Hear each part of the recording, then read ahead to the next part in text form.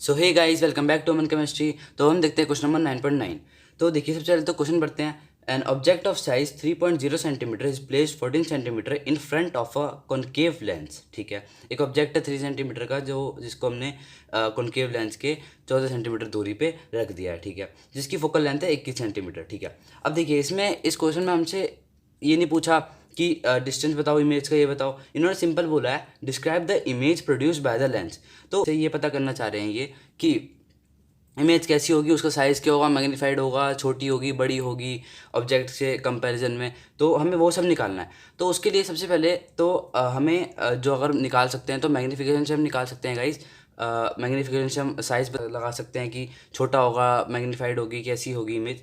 तो उसके लिए पहले मैग्नीफिकेशन फॉर्मूला -v/u होता है गाइस। सो उसके लिए हमें पहले v निकालना पड़ेगा। तो बेसिकली मिरर फॉर्मूला का यूज़ करके हम इसमें सबसे पहले v निकालेंगे, फिर उससे मैग्नीफिकेशन, फिर उससे इसको डिस्क्राइब कर देंगे इमेज को, जो भी ये पूछना चाह रहे हैं। तो चलिए स्टार्ट करते हैं। तो क्वेश्चन नंबर 9.9, आंसर नंबर 9.9। ठीक है गाइस, अब सबसे पहले तो डायग्राम बनाते हैं। देखिए कॉनकेव लेंस कुछ इस तरीके का बना लेते हैं गाइस हम। 3 सेंटीमीटर दूर प्लेस करा गया है एक ऑब्जेक्ट को। तो कुछ इस तरीके से हम प्लेस कर देते हैं। 3 सेंटीमीटर दूर हमारा एक ऑब्जेक्ट हो गया। 3 सेंटीमीटर हमारा साइज़ है ऑब्जेक्ट का, और 14 सेंटीमीटर दूर रखा गया है हमें। ठीक है, जो तो फिर ये वाला जो डिस्टेंस हो जाएगा हमारा, ये हो जाएगा हमारा कुछ 14 सेंटीमीटर। ये हमारा ऑब्जेक्ट है। ठीक है, तो सबसे पहले तो हमारा लिखते हैं, डिटेल लिखते हैं। यू देखिएगा इस यू, सबसे पहले तो देखिए यू हमारा लाइट कुछ इस तरीके से आएगी। मैं आपको डायरेक्शन दोबारा बताता हूँ। अगर इंसिडेंट रे कुछ इस तरीके से आ रही है तो हम डायरेक्शन इस तरीके से देख रहे हैं ना, अपोजिट। तो मैं नेगेटिव साइन लगाएंगे हम यहाँ पे।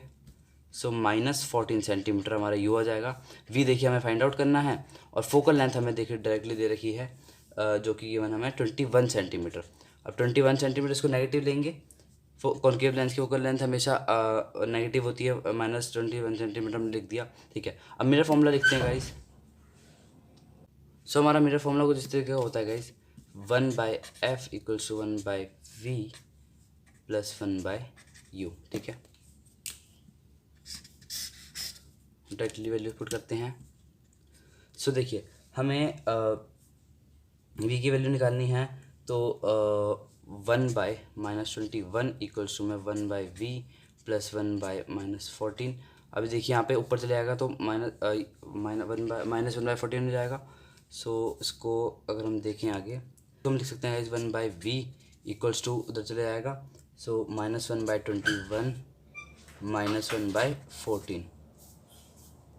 सो देखिए इसका आगे सॉल्व करते हैं। 1/v = हमारा एलसीएम ले लेंगे इसका, -14 इंटू में सॉरी यहाँ पे -21, और अपॉन में आ जाएगा 21 इंटू में 14 गाइस। ठीक है, अब 1/v की वैल्यू आगे निकालते हैं -35।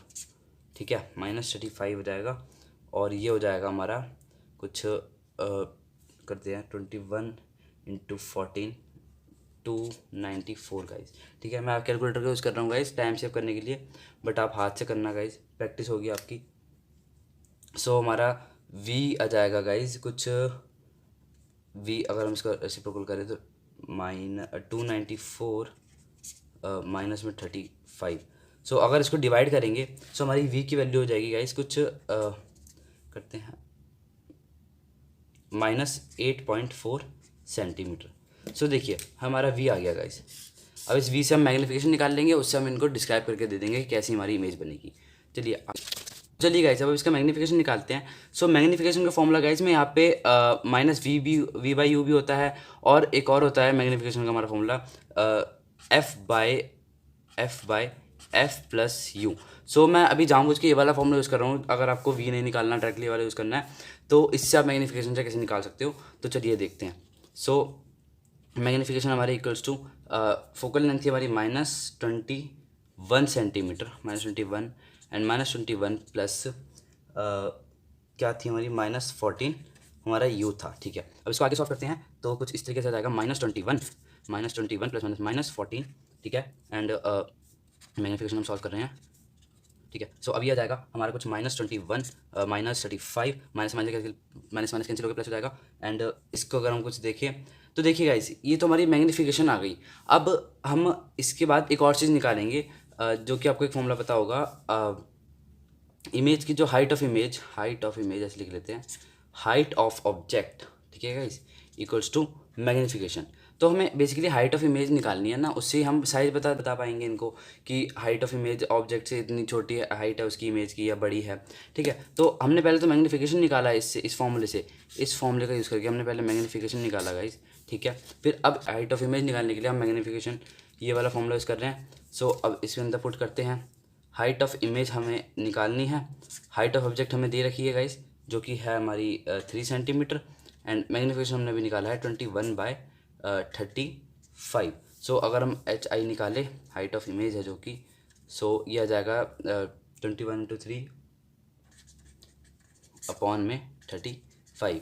सो ये कुछ निकल के आ जाएगा गाइस 63/35।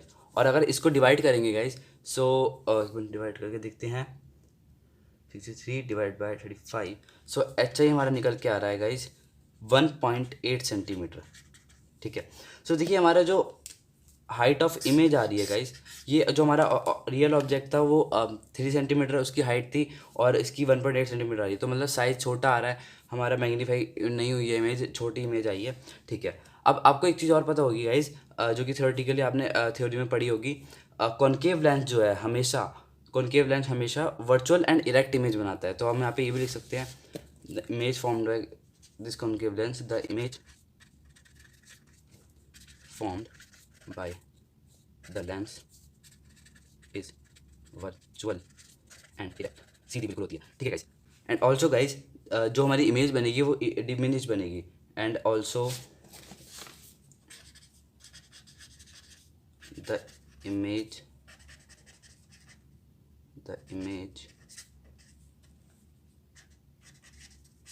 विल बी डिमिनिश्ड, ठीक है, जो कि हमने यहाँ पे प्रूव भी कर दिया है, ठीक है गाइस। सो अब इसका सेकंड पार्ट देखते हैं गाइस।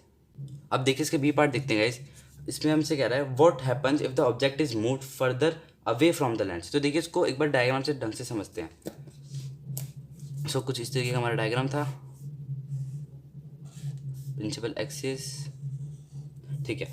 अब देखिए हमारा ये फोकस है और ये हमारा रखा हुआ है ऑब्जेक्ट, ठीक है गाइस, जो कि 3 सेंटीमीटर का। अब यहाँ से एक रे तो देखिए सीधी जाएगी यूँ, और कुछ यूँ करके निकल जाएगी बाहर, ठीक है गाइस, और एक रे यूँ जाएगी, ठीक है गाइस। अब अगर देखिए जैसे ये कह रहे हैं कि हम अगर हम ऑब्जेक्ट को दूर शिफ्ट कर दें, तो अगर हमने ऑब्जेक्ट को यहाँ रख दिया मान लीजिए, ठीक है, तो एक रे तो ऐसी ही जाएगी जैसे पहले जा रही थी और सीधी यूँ करके निकल जाएगी, और एक रे ऐसे जाएगी।